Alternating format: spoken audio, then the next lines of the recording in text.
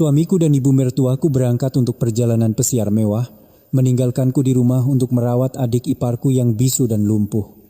Namun, begitu pintu depan tertutup, adik iparku tiba-tiba berkata dengan suara yang jelas, "Mbak Sari, jangan makan puding yang diberikan ibu, ada racunnya."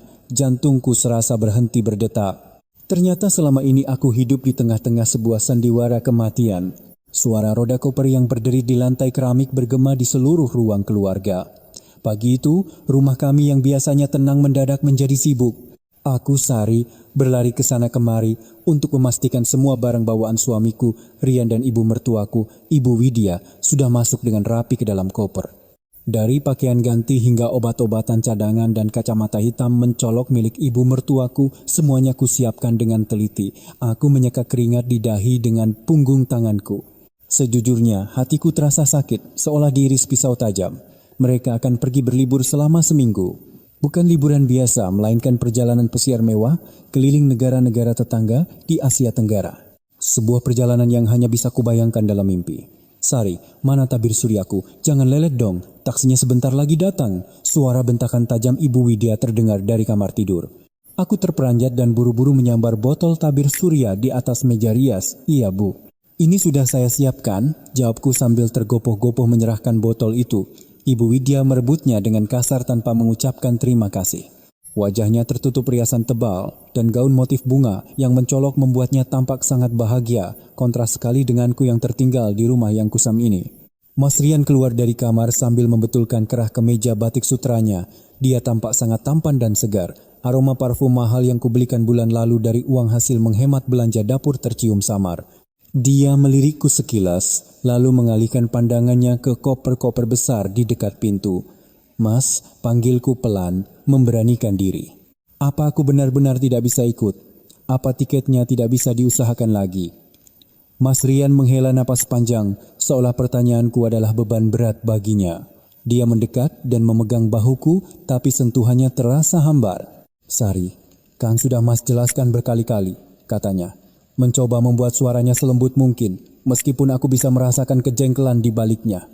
"Tiket kapal pesiar itu mahal sekali. Bonus akhir tahun Mas, cuma cukup untuk kita berdua.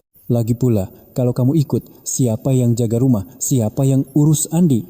Pandanganku beralih ke sudut ruang keluarga. Di sana, seorang pemuda duduk di kursi roda kayu. Dia adalah adik Mas Rian, Andi. Kepalanya tertunduk, menatap lantai dengan pandangan kosong. Andi divonis bisu dan mengalami gangguan mental akibat kecelakaan yang menimpa keluarga mereka 10 tahun lalu.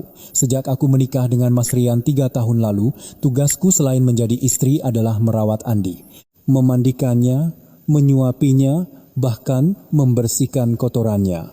"Tapi Mas, Andi kan bisa dititipkan sementara di panti perawatan khusus atau kita bisa sewa perawat panggilan." Aku mencoba bernegosiasi walau tahu itu sia-sia. "Apa katamu barusan, Sari?" Ibu Widya tiba-tiba menyela, matanya melotot. "Beraninya kamu bilang mau membuang anakku ke panti. Istri macam apa kamu ini? Sudah untung numpang di rumah ini, diberi makan, diberi tempat tidur, disuruh merawat satu adik ipar saja alasanmu banyak sekali." Kata-kata itu menusuk dadaku seperti taring tajam. "Selalu seperti ini? Sebelum menikah, aku punya pekerjaan yang mapan, tapi Mas Rian memintaku berhenti agar bisa fokus mengurus rumah dan ibunya. Sekarang, semua pengorbananku hanya dianggap sebagai seorang benalu. Bukan begitu maksud saya, Bu. Saya hanya ingin sesekali berlibur dengan Mas Rian." Suaraku menghilang tanpa daya. Di depan tatapan tajam ibu mertuaku, keberanianku menciut. "Sudah, jangan bertengkar." Tidak baik ribut sebelum berangkat, Mas Rian menengahi tapi jelas dia memihak ibunya. "Sari, kamu di rumah saja ya. Lagi pula, Andi butuh orang yang dia kenal. Dia bisa cemas kalau dengan orang asing." Aku menelan rasa kecewaku dan hanya bisa mengangguk. Kekecewaan itu tenggelam jauh ke dasar perutku, menjadi rasa sakit yang tak terkatakan. Klakson mobil terdengar dari luar gerbang.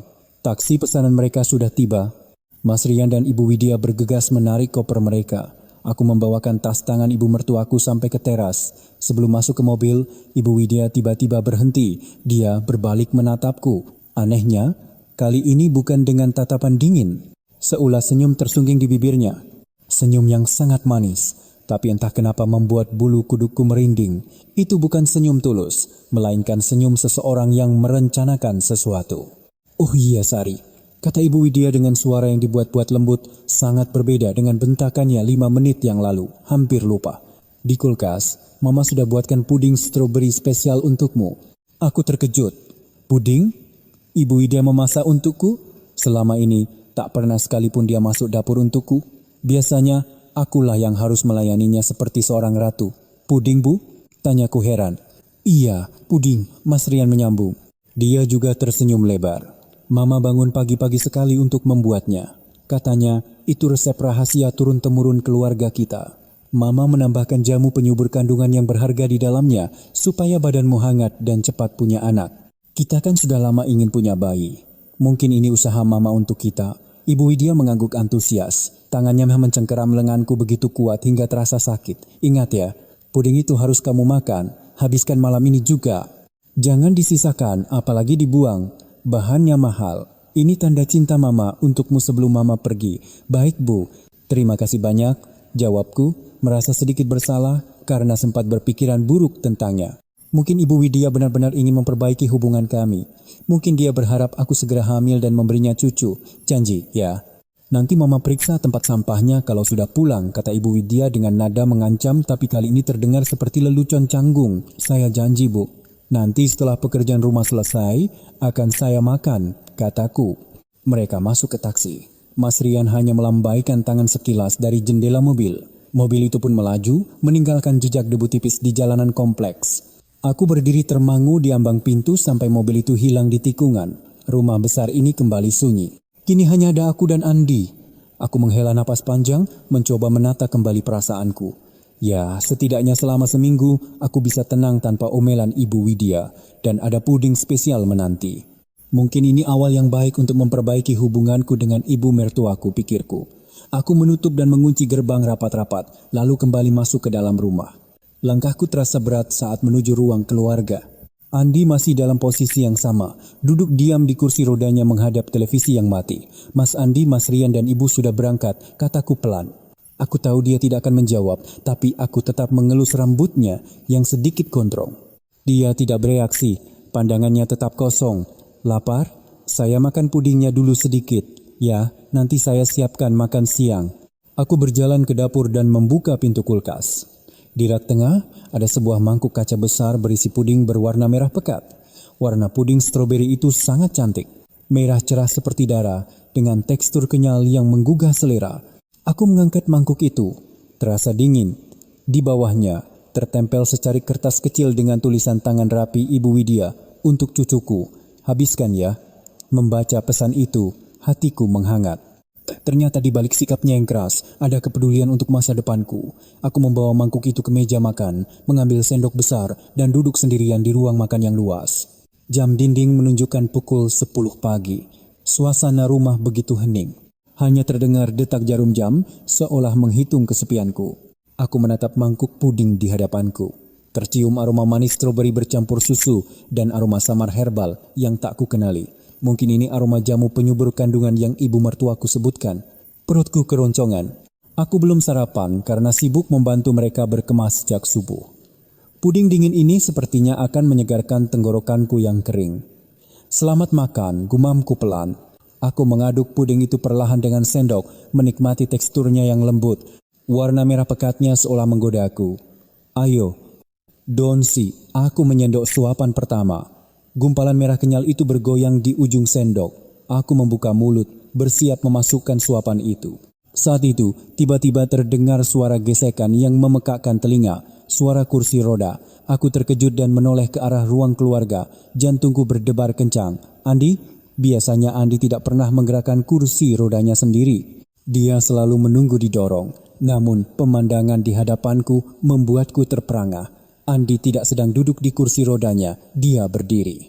Ya, Andi, adik iparku yang selama 3 tahun ini kukira lumpuh dan hanya bisa duduk diam, kini berdiri tegak di tengah ruangan. Kedua kakinya menapak kuat di lantai. Wajahnya yang biasa kosong kini menatapku dengan tatapan tajam dan mendesak. Keringat dingin mulai membasahi punggungku. Apa aku kelelahan hingga berhalusinasi? Anerusoron, Di? Suaraku bergetar, memanggilnya ragu-ragu. Dia tidak menjawab panggilanku, tapi dia bergerak. Dia berjalan cepat. Tidak, Dia setengah berlari ke arahku. Langkahnya mantap, tidak seperti orang yang ototnya telah lama menyusut karena kelumpuhan. Sebelum aku sempat mencerna apa yang terjadi, Andi sudah tiba di samping meja makan. Tangannya yang selama ini kukira lemah, tiba-tiba mencengkeram pergelangan tanganku dengan kuat. "Jangan," satu kata. Kata itu keluar dari mulutnya. Andi menepis sendok di tanganku dengan keras. Sendok itu terlempar dan beradu dengan lantai keramik. Gumpalan puding merah itu berceceran di lantai seperti bercak darah segar. Aku melompat dari kursi, mundur beberapa langkah hingga punggungku menabrak dinding. Napasku tersengal. Aku menatap Andi dengan mata penuh kengerian dan ketidakpercayaan. Otakku tidak bisa memproses situasi ini. Andi berdiri, Andi bergerak agresif, dan yang paling luar biasa, Andi berbicara. "Anrotu halamuma tuhai lama tahama kahama. Anrotuhan huma lahama hatuhuma tuhanahama." "Kamu bisa bicara? Bisa jalan?" Andi tidak langsung menjawab. Dia menatap mangkuk puding di atas meja dengan nanar, lalu menatapku lagi. Napasnya juga memburu, seolah baru saja meledakkan keberanian yang telah ia pendam selama bertahun-tahun. Wajahnya yang tadinya seperti anak kecil yang kebingungan, kini berubah menjadi wajah pria dewasa yang penuh amarah dan kekhawatiran. "Buang puding itu, Mbak Sari," kata Andi. Suaranya serak dan berat, seperti mesin yang lama tidak dipakai, tapi artikulasinya jelas, sangat jelas. Aku masih membeku, menekan dadaku yang berdebar kencang. "Apa maksudmu? Kenapa? Kenapa selama ini kamu pura-pura bisu, pura-pura lumpuh?" Andi mengabaikan pertanyaanku. Dia menunjuk mangkuk puding itu dengan telunjuk gemetar. "Tolong dengarkan saya, Mbak. Jangan makan apapun yang ibu berikan sebelum berangkat. Itu bukan jamu penyubur." "Lalu apa?" tanyaku. Air mata mulai menggenang, bercampur antara rasa takut dan bingung. Andi menatap mataku lurus-lurus. Tatapan yang membuat darahku membeku. "Racun," katanya dingin. Dunia seakan berhenti saat itu. "Racun? Apa maksudmu, Andi?" "Ibu yang membuatnya sendiri. Katanya dia sayang padaku, berharap aku cepat hamil. Ibu tidak menyayangi siapapun selain uang, Mbak Sari." Andi tiba-tiba berteriak. Emosinya meledak. Dia mencengkeram sudut meja makan. Buku-buku jarinya memutih. "Mbak pikir kenapa saya pura-pura gila? Kenapa saya pura-pura bisu selama 5 tahun? Kalau saya bisa bicara, kalau saya terlihat waras, saya sudah lama dibunuh oleh mereka berdua."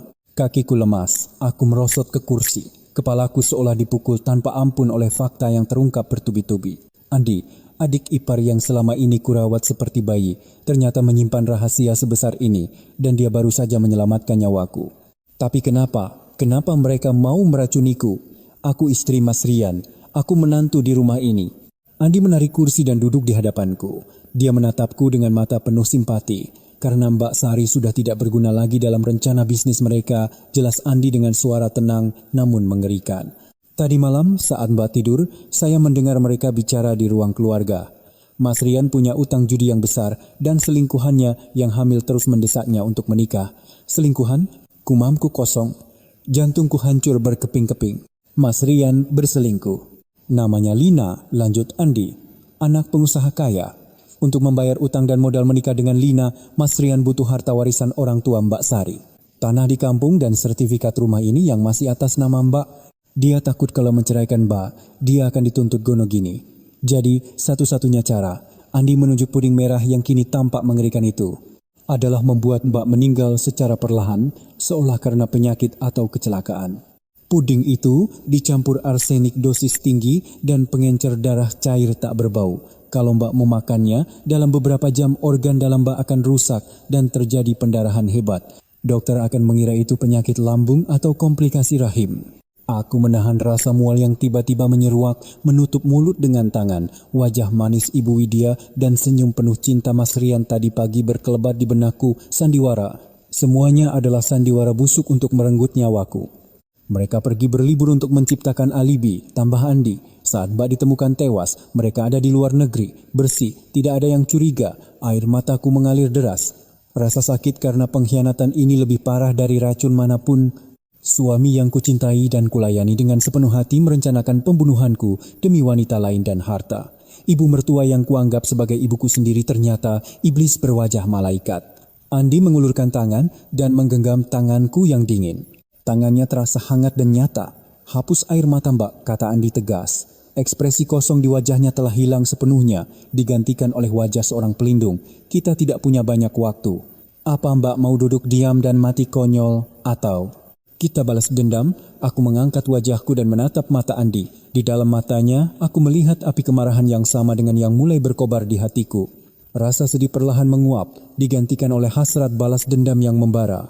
Aku menyeka air mataku dengan kasar. Bantu aku, kataku dengan suara serak namun penuh tekad. Katakan padaku bagaimana cara menghancurkan mereka. Andi tersenyum tipis. Pertama, kita butuh bukti bahwa puding itu ke laboratorium. Aku masih menatap Andi dengan tak percaya. Rasanya seperti mimpi buruk, tapi rasa sakit di dada akibat pengkhianatan Rian terasa begitu nyata.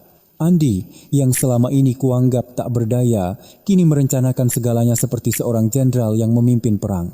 Sebelum ke laboratorium, Mbak harus tahu semuanya, kata Andi sambil menarik kursinya lebih dekat. Dia menuangkan segelas air untukku. Gerakannya begitu wajar, tak ada sedikit pun jejak kecanggungan motorik yang selama ini ia perlihatkan. Kenapa kamu harus berpura-pura bisu dan lumpuh, Andi? Bukankah itu sebuah siksaan? Tanyaku setelah menenggak air. Andi menghela napas panjang.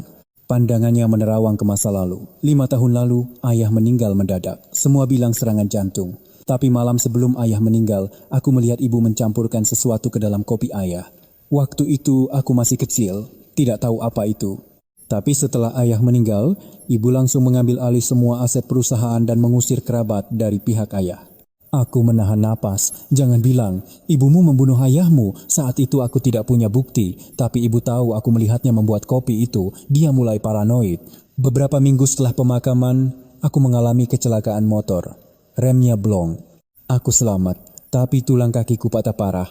Andi menunjuk kakinya yang kini menapak kokoh di lantai. Dokter bilang aku bisa sembuh total dengan fisioterapi. Tapi ibu bilang pada semua orang kalau sarafku putus dan aku akan lumpuh seumur hidup. Dia bahkan menyuap dokter untuk memalsukan surat diagnosis. Ya Tuhan, gumamku gemetar ngeri. Bukan cuma itu Mbak, setiap hari ibu mulai memberiku obat penenang dosis tinggi. Obat itu membuatku linglung, sulit bicara, dan sulit berpikir. Aku sadar ibu ingin membuatku jadi mayat hidup, agar aku tidak bisa menuntut hak waris atau membongkar rahasianya. Jadi, aku memutuskan untuk berhenti melawan. Aku pura-pura menelan obatnya, tapi diam-diam ku buang. Aku pura-pura bisu, pura-pura lumpuh total, agar dia merasa aman dan berhenti mencoba membunuhku. Aku menatap adik, iparku dengan perasaan campur aduk antara kagum dan sedih, betapa berat beban yang ia pikul sendirian selama ini. Tinggal satu atap dengan seorang pembunuh harus berpura-pura tak berdaya demi bertahan hidup. Maafkan aku Andi, kataku sambil menggenggam tangannya. Aku tidak tahu apa-apa. Aku benar-benar mengira kamu sakit. Mbak tidak salah. Mbak satu-satunya orang di rumah neraka ini yang tulus merawatku. Tatapan Andi melembut. Itulah sebabnya aku tidak bisa diam saja saat tahu giliran Mbak yang akan jadi korban. Andi bangkit dan berjalan ke lemari pajangan di ruang keluarga. Dia menggeser sebuah patung keramik besar dan meraba-raba bagian bawah lemari. Klik, sebuah panel rahasia terbuka. Mulutku ternganga. Bahkan aku yang setiap hari membersihkan rumah ini tidak tahu ada tempat tersembunyi di sana. Dari ruang kecil itu, Andi mengeluarkan sebuah buku catatan kecil dan perekam suara digital model lama. Aku merekam semuanya, kata Andi sambil meletakkannya di atas meja. Tanggal, waktu, topik pembicaraan mereka, semua kejahatan ibu dan Mas Rian ada di sini, penggelapan pajak perusahaan, suap ke pejabat, dan rencana untuk menyingkirkan Mbak. Dengan tangan gemetar, aku membuka buku catatan itu. Tulisan Andi sangat rapi dan detail. Mataku tertuju pada halaman terakhir, tertanggal tadi malam, 20 Mei, pukul 23.00. Di ruang keluarga, Rian, Lina sudah tidak sabar lagi. Dia mengancam akan lapor polisi kalau aku tidak segera menikahinya. Perutnya makin besar. Widya, tenang saja, Sari itu bodoh. Dia akan percaya kalau kita bilang kita menyayanginya. Berikan saja puding spesial itu. Arsenik cair yang kubeli di pasar gelap tidak akan terdeteksi kalau dicampur stroberi. Bilang saja itu jamu, Rian. Tapi kalau dia mati mendadak, apa polisi tidak curiga? Widya, kita kan ada di kapal pesiar. Alibi sempurna. Sari punya riwayat sakit maag, bilang saja maagnya kambuh dan pendarahan, beres. Harta warisan Sari jatuh ke tangan anakku, suaminya yang sah, dan kamu bisa bayar utang sekaligus menikah dengan Lina. Membaca transkrip percakapan itu, rasa mual kembali menyerangku. Kali ini bukan karena takut, tapi karena jijik. Jijik pada pria yang pernah kucintai dan jijik pada diriku sendiri yang selama ini begitu buta. Mereka iblis, desisku, air mataku sudah kering. Kini yang membakar dadaku hanyalah api dendam. Sekarang Mbak percaya? Tanya Andi. Aku mengangguk tegas. Apa yang harus kita lakukan sekarang?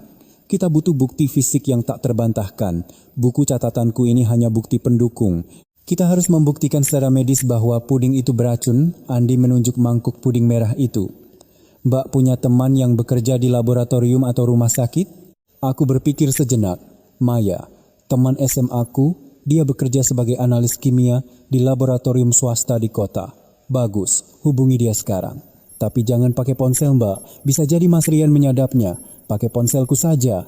Andi mengeluarkan sebuah ponsel model lama dari saku celananya yang longgar. Entah di mana selama ini dia menyembunyikannya. 1 jam kemudian, aku dan Andi yang menyamar dengan jaket hoodie besar dan kacamata hitam tiba di laboratorium tempat Maya bekerja. Untungnya, Maya sedang piket hari itu. Wajahnya memucat saat aku menceritakan semuanya dan menjadi lebih pucat lagi saat Andi mulai berbicara dengan normal. Kalian serius? Tanya Maya setengah tak percaya sambil menerima sampel puding yang kami bawa dalam toples kaca. Tolong periksa secepatnya, Mei. Ini masalah hidup dan mati, pintaku putus asa. Tunggu di sini. Aku akan coba pakai alat tes cepat toksikologi dasar dulu. Analisis komponen lengkap butuh waktu seharian, tapi tes cepat bisa mendeteksi racun umum dalam 30 menit. 30 menit terasa seperti 30 tahun. Aku dan Andi duduk di ruang tunggu yang dingin. Andi terus menggenggam tanganku memberiku kekuatan. Akhirnya, pintu laboratorium terbuka. Maya keluar dengan wajah tegang. Dia membawa selembar kertas hasil cetakan sementara. Sari, suara Maya bergetar. Dia menatapku dengan mata ngeri. Kamu benar-benar tidak memakannya kan? Sedikit pun? Aku menggeleng. Tidak. Kenapa, Mei? Ya Tuhan, ini gila. Maya menunjuk angka-angka di kertas itu.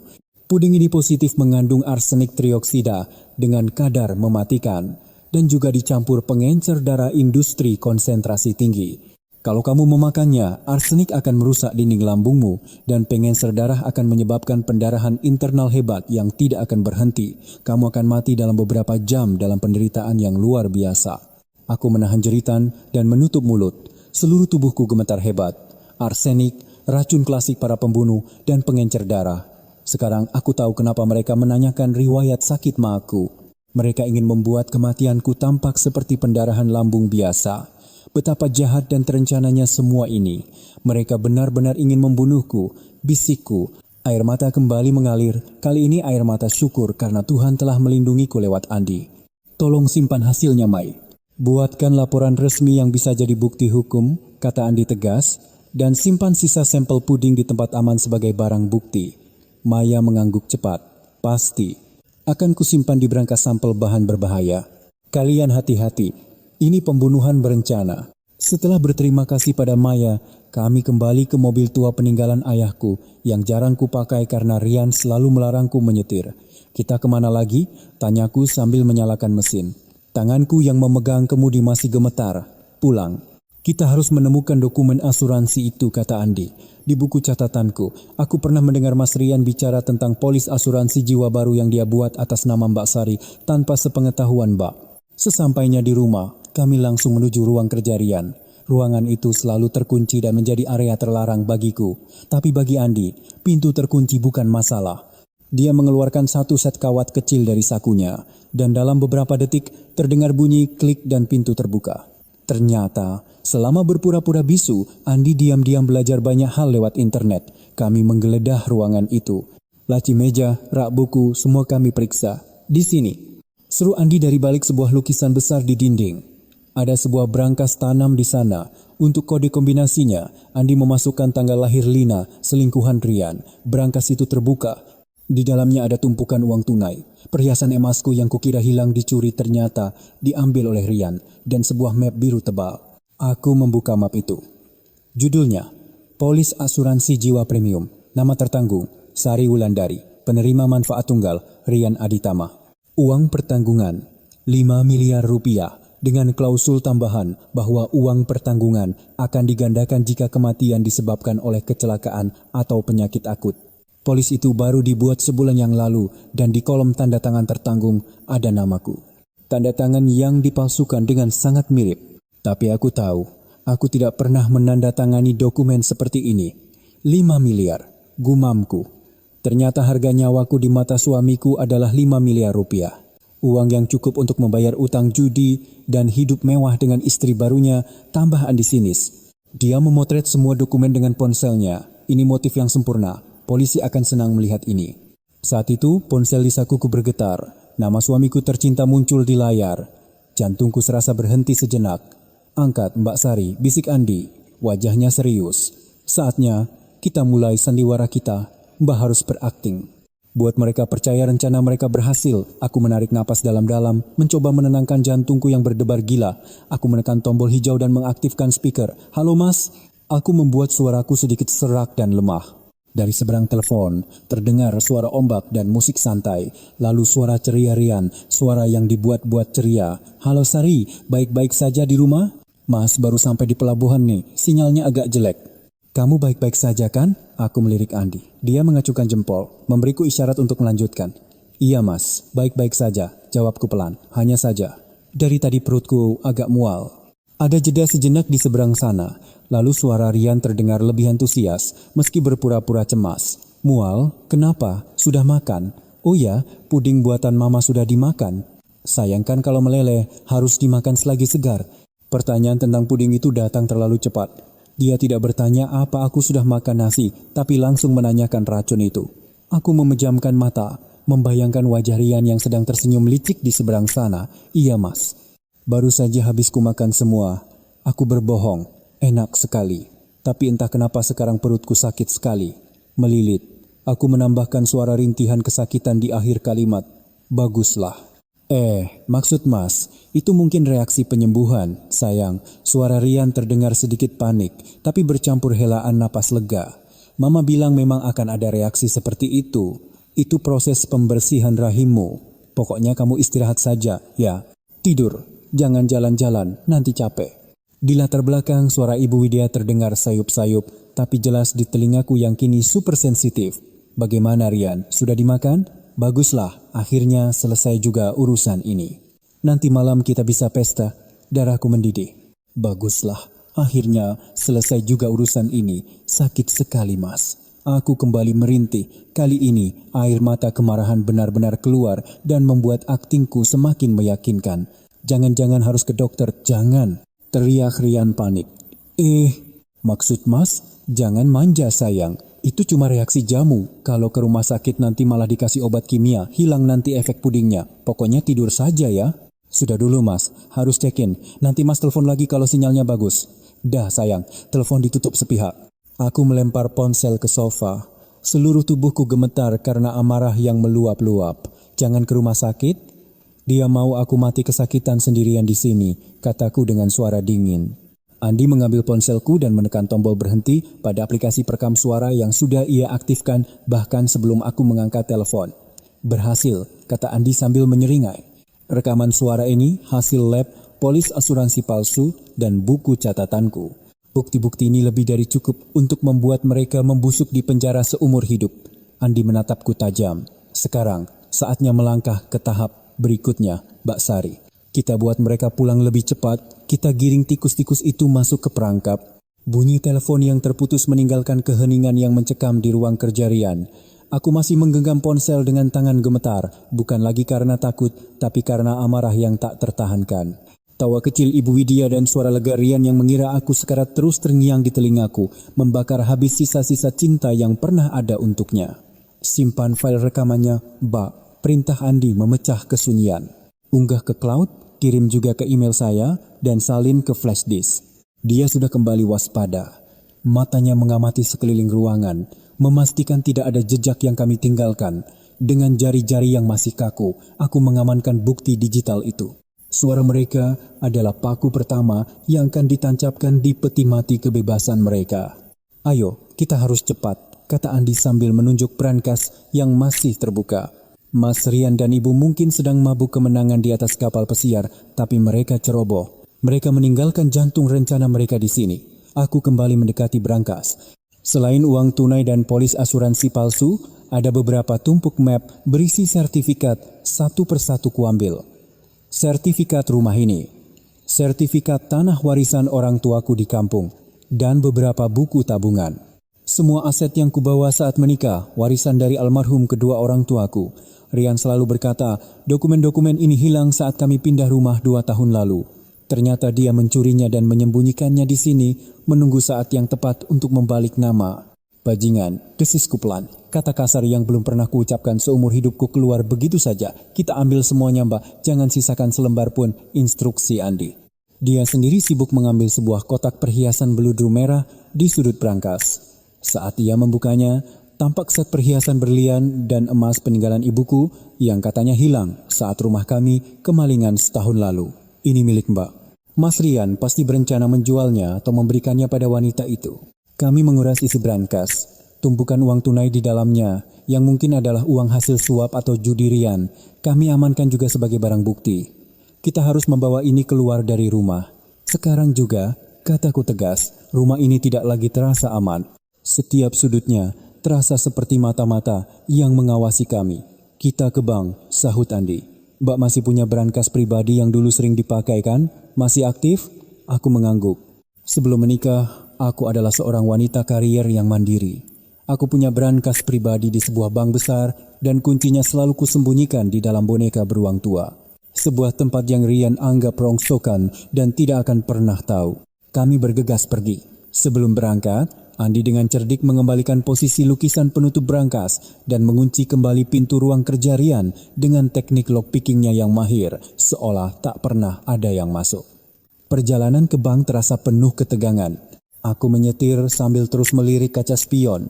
Paranoid merasa ada yang mengikuti, padahal Rian dan ibunya berada ratusan kilometer jauhnya di tengah lautan. Andi duduk di sampingku, diam namun waspada. Sesampainya di bank, petugas layanan nasabah sempat memandang Andi dengan heran. Mereka mengenalku, tapi belum pernah melihat Andi dalam keadaan normal. Ibu Sari, ada yang bisa dibantu? Dan ini? Tanya petugas itu sopan namun menyelidik. Adik saya, Andi, jawabku singkat, tak memberi penjelasan lebih. Saya mau mengakses brankas pribadi saya, dan saya ingin mendaftarkan Andi sebagai kuasa bersama untuk brankas ini. Andi tersenyum sopan dan menyapa petugas itu dengan suara jelas. Selamat siang Bu, senang bertemu dengan Anda. Mata petugas itu sempat melebar.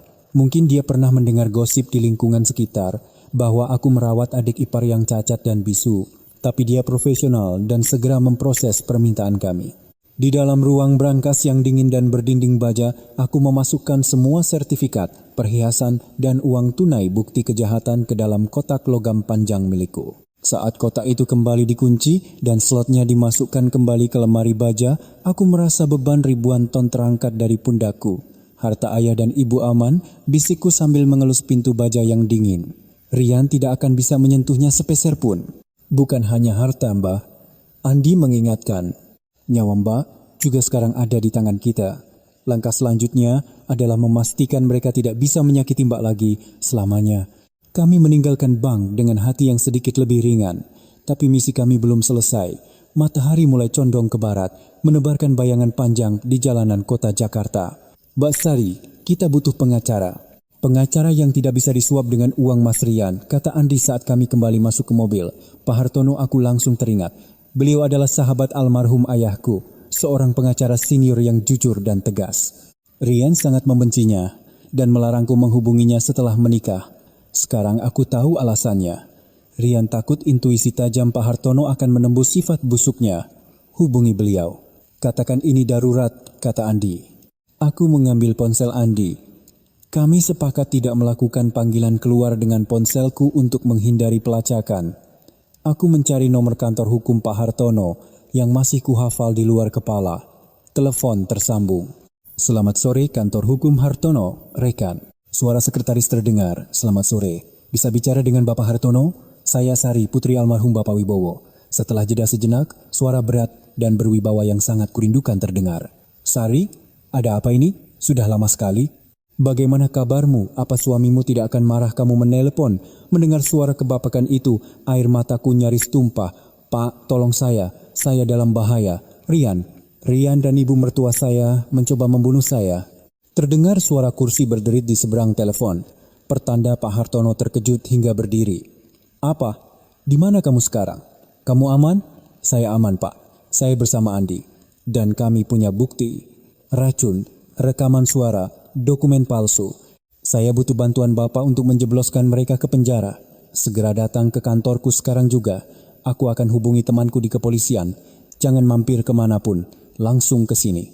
Aku menutup telepon dan menatap Andi. Anggukannya memberiku kekuatan. Mobil tua peninggalan ayahku membelah kemacetan membawa kami ke panggung serangan balik yang baru. Aku bukan lagi istri penurut dan naif. Hari ini, Sari yang lama telah mati bersama puding beracun itu. Yang tersisa hanyalah seorang wanita yang siap menuntut keadilan. Ruang rapat di kantor Pak Hartono terasa dingin karena AC sentral, tapi suasana di dalamnya panas oleh ketegangan. Di atas meja mahoni panjang, semua bukti yang kami kumpulkan terhampar. Botol berisi sisa puding merah, hasil lab sementara dari Maya, buku catatan kecil Andi, rekaman suara di ponsel, dan foto-foto polis asuransi palsu. Pak Hartono duduk di kepala meja. Wajahnya yang menua memerah, menahan amarah.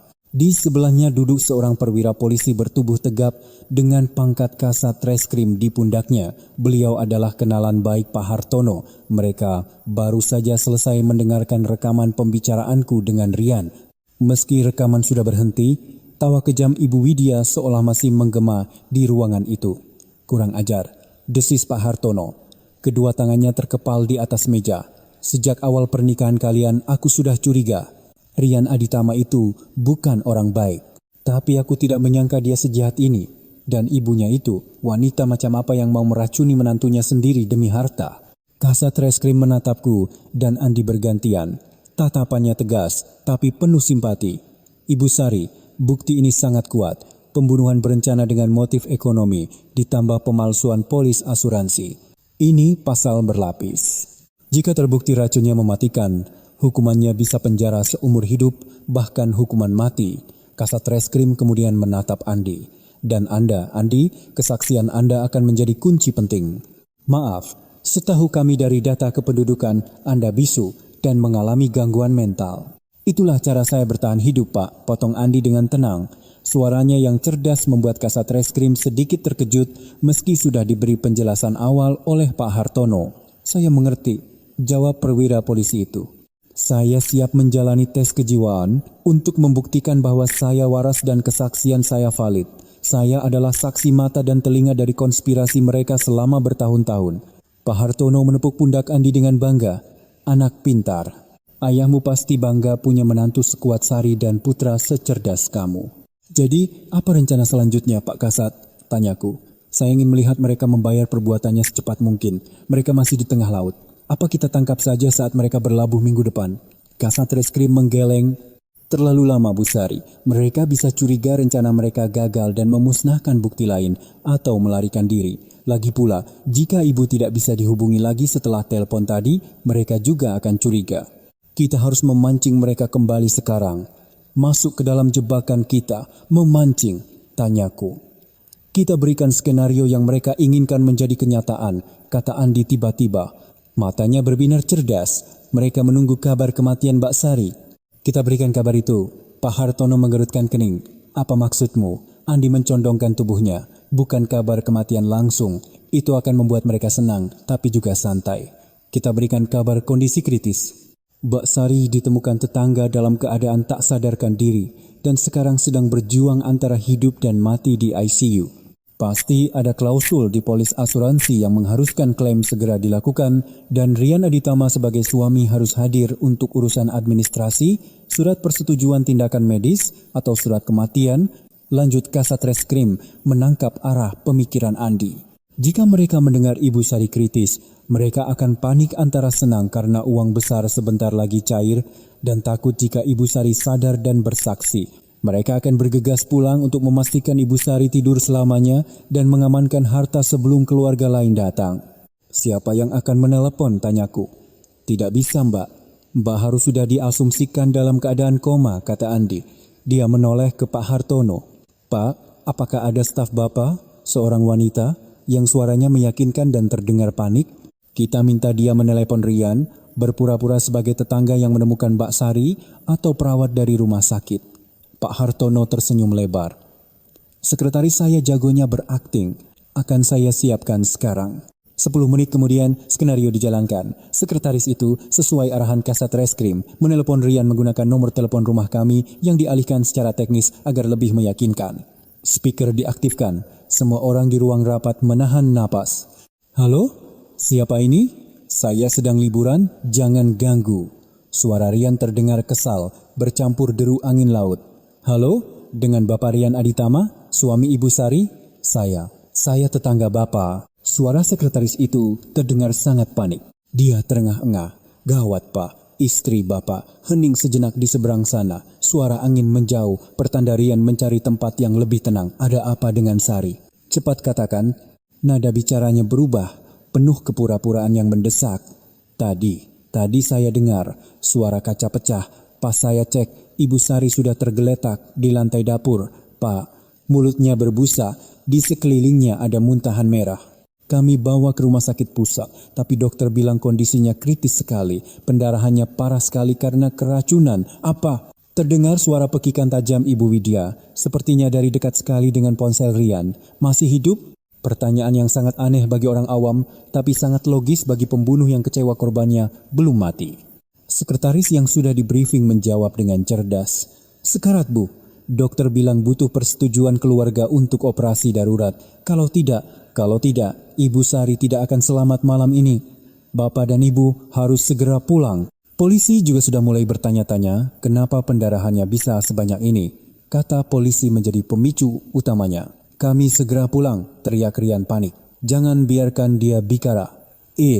Maksud saya, jangan biarkan mereka melakukan operasi apapun sebelum saya tiba. Saya suaminya yang sah, saya yang berhak memutuskan. Tahan polisi, bilang saja itu penyakit lambung biasa.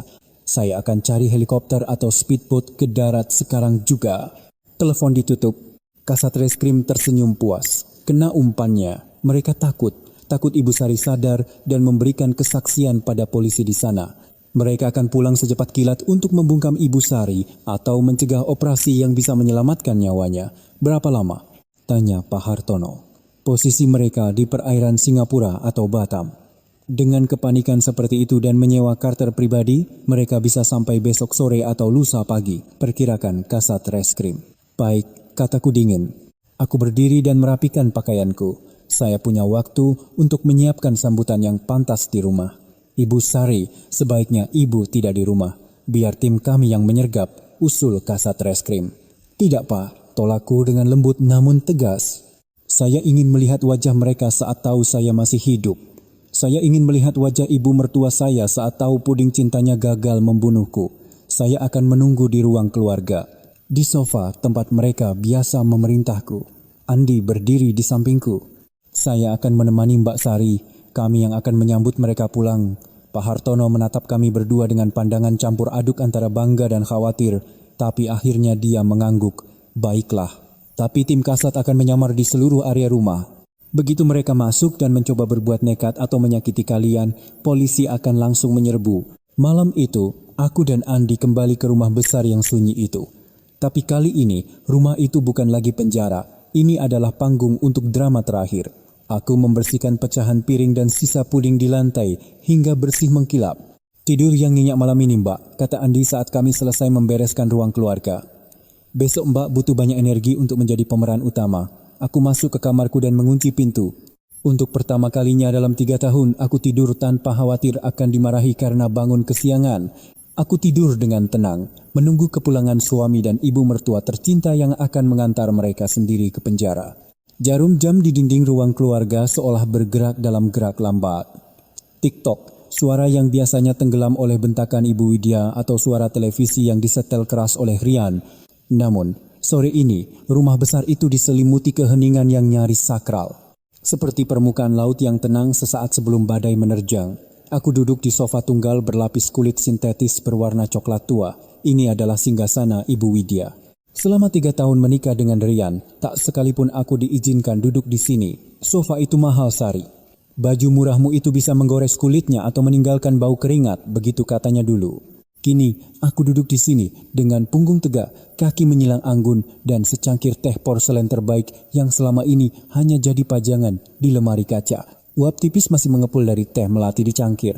Aromanya menenangkan, kontras dengan detak jantungku yang berpacu kencang. Bukan karena takut. Rasa takut itu sudah mati kemarin bersama puding beracun yang jatuh ke lantai. Jantungku berdebar karena adrenalin. Adrenalin seorang pemburu yang menunggu mangsanya masuk perangkap. Minum tehnya, Mbak. Tangan Mbak dingin. Suara lembut Andi terdengar dari arah belakang sofa. Aku hanya menoleh sedikit. Andi berdiri di ambang pintu yang menghubungkan ruang keluarga dengan ruang dalam. Dia tidak di kursi roda. Dia berdiri tegak, mengenakan kemeja lengan panjang hitam yang lengannya digulung hingga siku. Sosoknya tampak gagah, sangat berbeda dengan adik ipar lumpuh yang setiap hari harus kusabuni dan kusuapi. Wajahnya tidak lagi memasang ekspresi kosong dengan mulut setengah terbuka. Hanya ada tatapan setajam elang, tatapan seorang pria cerdas yang selama bertahun-tahun terpaksa memadamkan apinya sendiri. Tidak apa-apa Andi, jawabku dengan senyum tipis. Aku hanya tidak sabar melihat wajah mereka. Target baru saja memasuki kompleks. Suara kasat reskrim terdengar dari earphone kecil yang terpasang di telingaku. Kasat reskrim dan 4 anak buahnya tidak terlihat di ruang keluarga. Mereka bersembunyi dengan sempurna.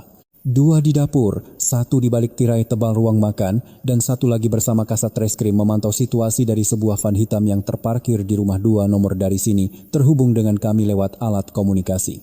Pengacaraku, Pak Hartono, duduk di sudut ruangan yang agak gelap, berpura-pura membaca majalah bisnis, tapi matanya awas menatap lurus ke arah pintu depan. Jangan lupakan rencananya, Bu Sari. Instruksi kasat reskrim terdengar lagi. Biarkan mereka bicara lebih dulu, buat mereka merasa menang. Kita butuh sebanyak mungkin pengakuan verbal sebelum kita masuk. Siapa? Bisikku. Suara mesin mobil terdengar mendekat.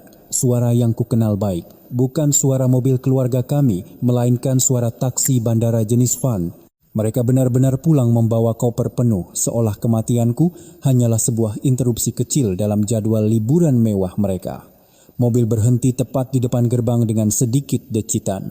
Jantungku berhenti sejenak, lalu kembali memompa darah dengan irama perang. Aku meletakkan cangkir tehku pelan-pelan di atas meja. Denting porselen itu terdengar begitu keras di telingaku. Mereka datang, bisik Andi. Dia perlahan mundur dan menghilang ke dalam bayang-bayang koridor menuju kamar tidur, bersiap untuk kemunculan dramatisnya nanti. Terdengar suara pintu mobil dibanting kasar, lalu langkah kaki tergesa di atas paving block. Bukan langkah santai orang yang baru pulang liburan, melainkan langkah terdesak orang yang dikejar waktu. Pak sopir, kopernya letakkan di teras saja, nanti saya yang urus. Saya harus lihat kondisi istri saya. Suara Rian terdengar keras dari luar. Sandiwara dimulai. Bahkan pada sopir taksi pun dia berakting sebagai suami yang cemas. Cepat Ma, teriak Rian lagi. Kali ini suaranya lebih rendah dan penuh kejengkelan. Bukan akting lagi. Sabar Rian, hak sepatu Mama nyangkut. Lagi pula buru-buru buat apa? Kalau sudah mati, memangnya mayatnya bisa lari kemana? Sahut Ibu Widya menggerutu. Darahku mendidih mendengar kalimat itu. Kalau sudah mati, memangnya mayatnya bisa lari kemana? Betapa tidak berharganya nyawaku di mata nenek tua itu. Bagi mereka, aku hanyalah segumpal daging yang menghalangi jalan menuju uang. Kunci pintu depan diputar dengan kasar. Greg. Pintu depan didorong terbuka dengan keras. Angin senja menerobos masuk, membawa aroma parfum mahal bercampur bau keringat dan ketakutan. Rian masuk lebih dulu. Penampilannya acak-acakan. Kemeja pantainya yang bermotif pohon kelapa tampak lecek dan ada noda saus di dadanya, mungkin karena makan terburu-buru di pesawat. Wajahnya berminyak, rambutnya lepek, dan matanya liar mengamati seisi ruangan. Sari, Sari, teriaknya.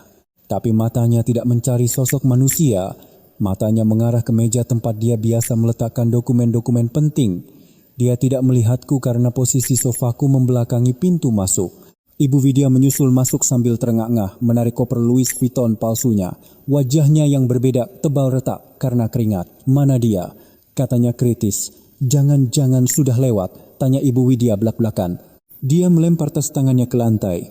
Aduh Rian, kalau meninggalnya di rumah sakit, urusan surat-suratnya jadi repot. Harusnya biar saja mati di sini, kan bisa dibuat seolah-olah meninggal waktu tidur. Diam, Ma, bentak Rian tajam.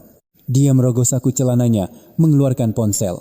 Aku harus telepon pihak asuransi. Kalau meninggalnya sebelum tengah malam, mungkin bisa dihitung hari kerja dan klaimnya lebih cepat cair. Aku mendengarkan semua itu dengan perasaan yang tak terlukiskan. Ada rasa sakit yang menyayat hati bagaimanapun juga. aku pernah mencintai pria ini. Tapi rasa sakit itu kini tertutup oleh rasa jijik yang tak terkira.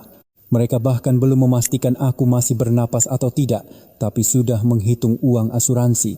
Aku memutuskan untuk mengakhiri delusi mereka. Sayang sekali, Mas. Perusahaan asuransi sepertinya sudah tutup jam segini. Suaraku membelah udara. Tenang, namun menggelegar. Aku memutar tubuhku sedikit agar bisa melihat mereka langsung. Efeknya instan. Rian, yang sedang menekan layar ponselnya, membeku di tempat. Ponsel itu terlepas dari genggamannya dan jatuh ke lantai dengan bunyi gedebuk. Tapi dia tidak peduli. Matanya melotot nyaris keluar, mulutnya menganga seperti ikan kehabisan oksigen.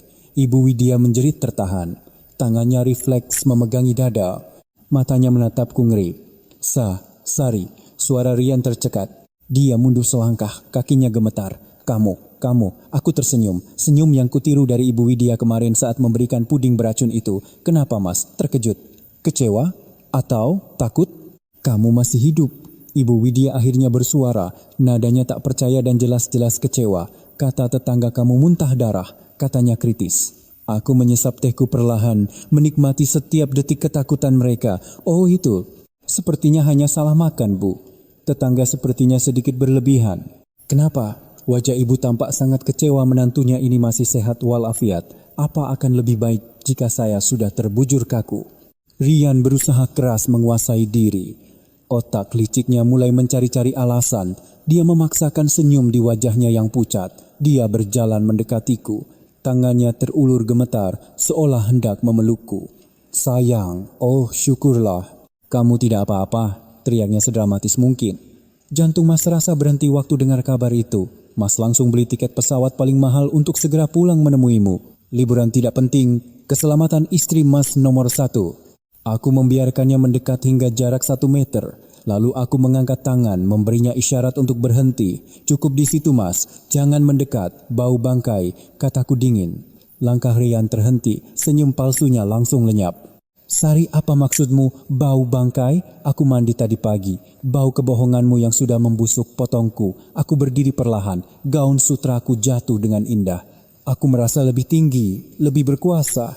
Katamu panik karena cinta, tapi yang kamu cari begitu masuk pintu bukan aku, tapi nomor telepon perusahaan asuransi. Katamu bersyukur aku selamat, tapi ibu tadi bilang sayang sekali kalau meninggal di rumah sakit urusannya repot.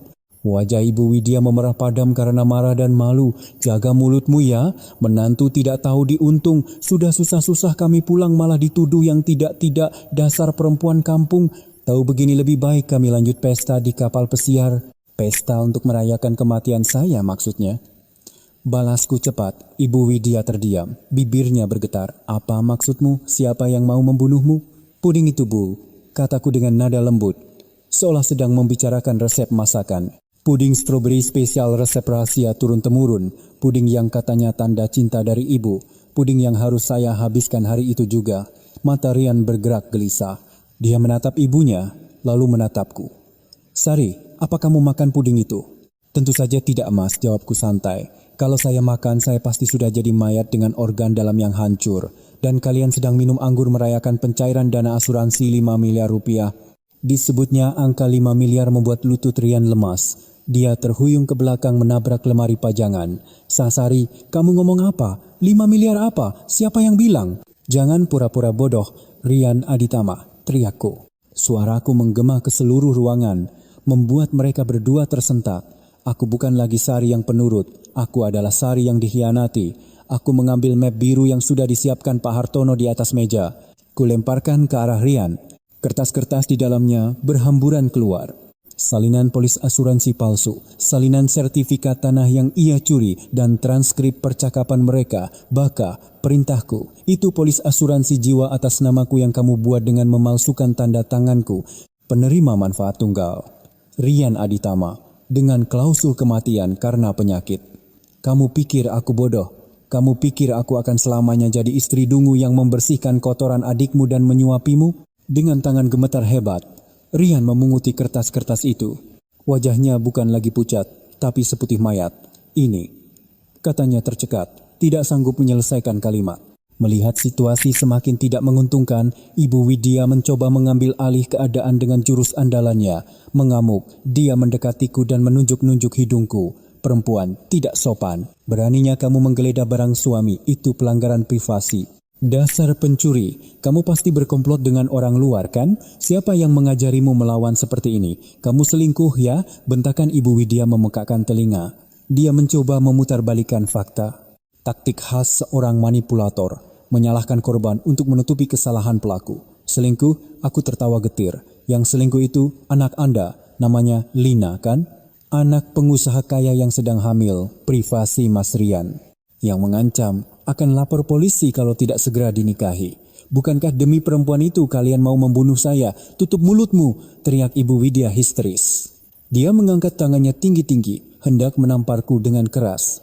Akan kubuat mulut lancangmu itu tidak bisa bicara lagi. Aku tidak gentar, tidak menghindar. Aku menatap matanya dengan berani, siap menerima tamparan itu sebagai bukti tambahan penganiayaan. Tapi tamparan itu tidak pernah mendarat di pipiku.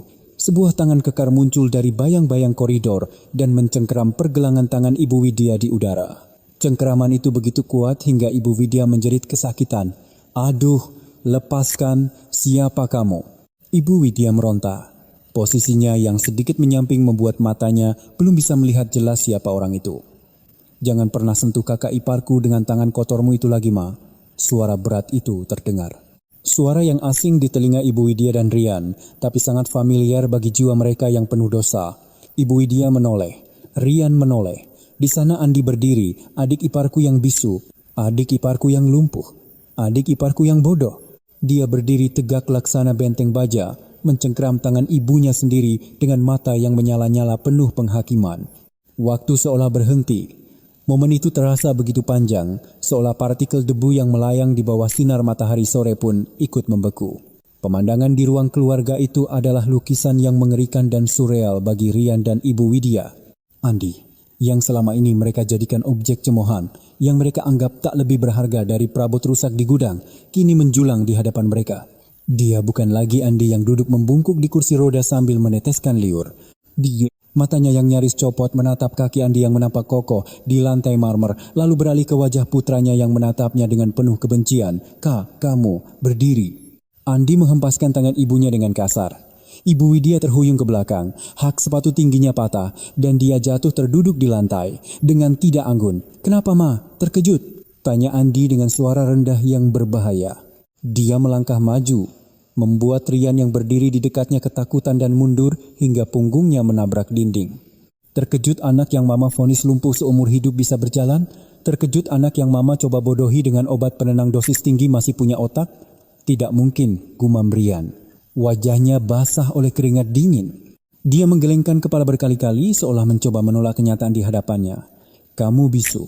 Dokter bilang saraf pita, suaramu rusak. Kamu tidak mungkin bisa bicara. Dokter yang Mama suap, Mas, potong Andi cepat. Dia menoleh ke arah kakaknya. Seolah senyum dingin tersungging di bibirnya. 50 juta rupiah, itulah yang Mama bayarkan pada dokter itu untuk memalsukan diagnosisku setelah kecelakaan motor itu. Aku mendengar transaksinya, Mas. Aku mendengar semuanya. Bohong. Dia bohong, teriak Ibu Widya dari lantai. Rambutnya yang disasak tinggi menjadi berantakan membuatnya tampak seperti penyihir yang gagal merapal mantra. Dia gila, dia sakit jiwa. Jangan dengarkan dia, Rian. Ini semua sihir perempuan itu. Si Sari, sakit jiwa. Andi tertawa, tawa kering dan hampa, tanpa sedikit pun humor. Yang sakit jiwa itu kalian. Mama membunuh ayah 5 tahun lalu dengan menukar obat jantungnya dengan obat asma dosis tinggi. Aku melihatnya, Ma. Jam 11 malam itu di dapur. Aku melihat Mama menggerus obat itu dan memasukkannya ke dalam kapsul obat ayah. Wajah Ibu Widya berubah dari merah pada menjadi seputih kertas. Rahasia tergelapnya, rahasia yang ia kira telah terkubur bersama jasad suaminya, dibongkar oleh putranya sendiri yang ia anggap bodoh. Kakakmu mengarang. Suara Ibu Widya melemah dan bergetar hebat. Dan kamu, Mas Rian Aditama? Andi mengalihkan tatapannya pada sang kakak. Selasa malam minggu lalu, jam 10 malam, di ruang kerja. Kamu menelepon Lina. Sabar sedikit sayang, si bodoh bisu di rumah tidak akan jadi masalah. Begitu Sari beres, kita jual rumah ini, buang Andi ke panti paling murah dan kita menikah. bukankah itu kata-katamu? Persis? Rian ambruk, kakinya benar-benar lemas. Dia jatuh berlutut di lantai, menatap Andi dengan mata ngeri. Ingatan Andi yang begitu detail tanggal, waktu, dan kalimat yang dikutip secara harfiah menghancurkan semua penyangkalan yang coba ia bangun. Selama ini kamu mendengar, bisik Rian. Aku mendengar semuanya, merekam semuanya. Di balik wajah bodoh ini, aku mencatat semua dosamu. Andi menunjuk pelipisnya. Kalian pikir aku diam karena aku bodoh? Aku diam karena aku menunggu saat yang tepat untuk menghancurkan kalian. Seperti kalian menghancurkan hidupku dan hidup kakak iparku. Aku melangkah maju, berdiri di samping Andi. Kami berdua berdiri berdampingan, dua korban yang kini terlahir kembali sebagai hakim. Cukup bicaranya, kataku dingin. Aku menoleh ke sudut ruangan yang gelap. Silakan, Pak Hartono. Pak Hartono melipat majalahnya dan berdiri. Dia berjalan ke tengah ruangan dengan aura berwibawa yang membuat nyali Rian semakin ciut. Anda siapa? Tanya Rian tergagap. Saya Hartono, kuasa hukum Ibu Sari Wulandari. Dan saya di sini untuk memastikan kalian mendapatkan tempat tinggal baru yang layak. Bukan di rumah mewah ini, tapi di sel berukuran 2 kali 3 meter. Pengacara, Ibu Widya berusaha keras untuk berdiri. Kakinya goyah, tapi sifat arogannya kembali muncul sebagai mekanisme pertahanan diri. Hah, kamu pikir aku takut? Aku punya uang.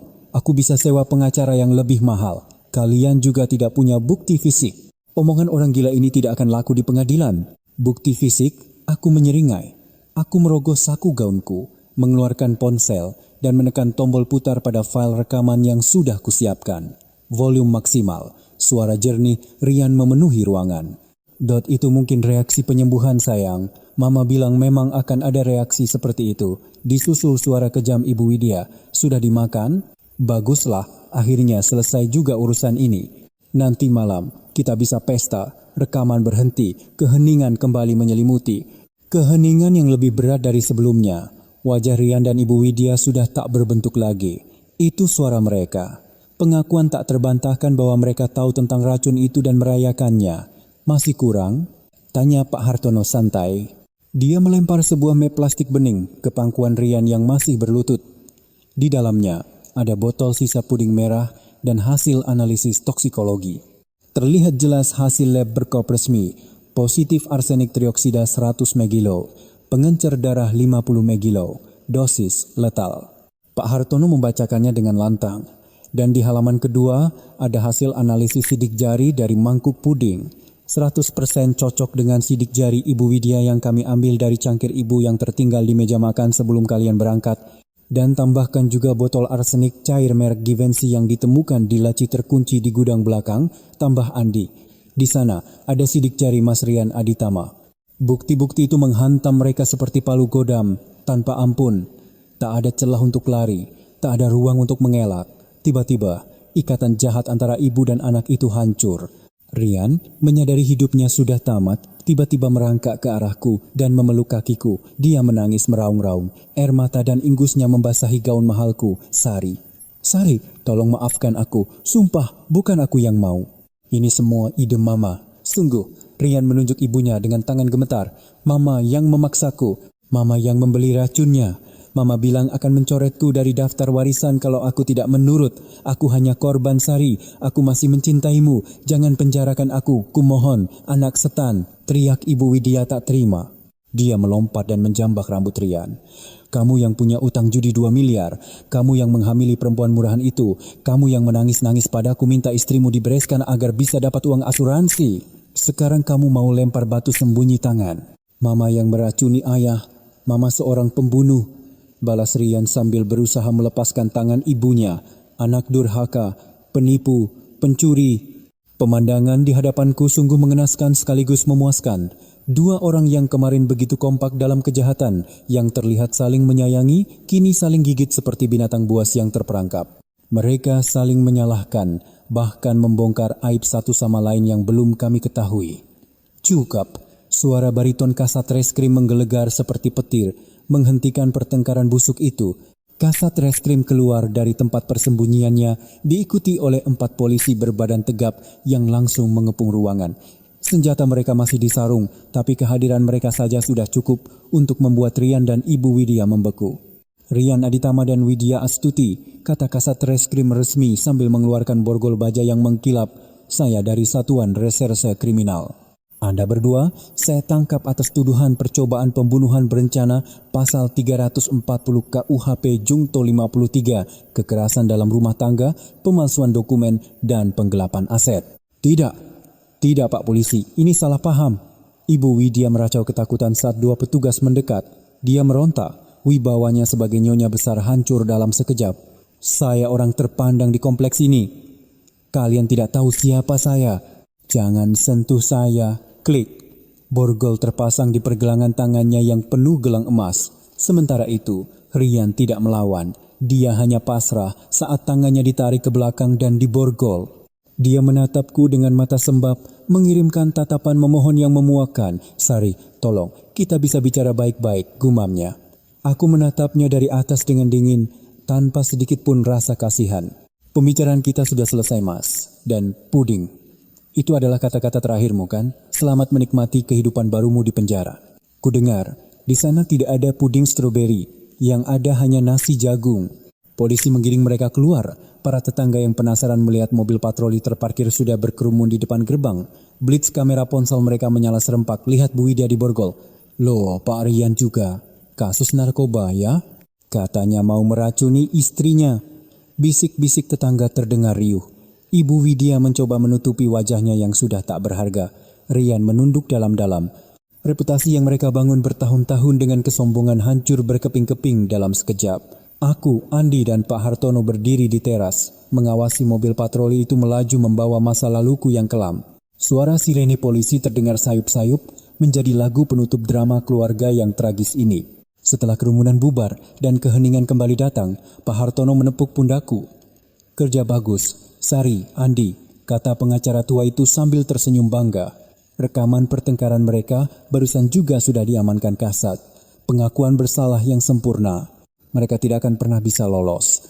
Penjara seumur hidup menanti mereka. Terima kasih banyak, Pak. Tanpa bantuan Bapak, kami tidak tahu harus berbuat apa, kataku tulus.